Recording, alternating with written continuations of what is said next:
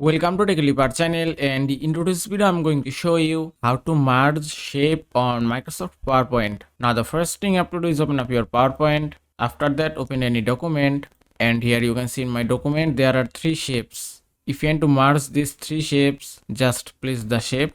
If I do this and then place it here, now you have to select your three shapes. Just press Ctrl plus A from your keyboard, and that's it. You can also select the shape manually. Just press and hold your Ctrl key and then select your shape, and you can see it's selected successfully. Now just click on Shape Format tab, and here on the Insert Shapes option you can find Merge Shapes. Just click on this arrow icon, and here it is. Now here you can see 5 options: Union, Combine, Fragment, and you can choose any option as you like. If I select Union, and it's done, you can see it's merged successfully. And that is how you can merge shapes on Microsoft PowerPoint. I hope this video was helpful. If it was, please give it a thumbs up and don't forget to subscribe.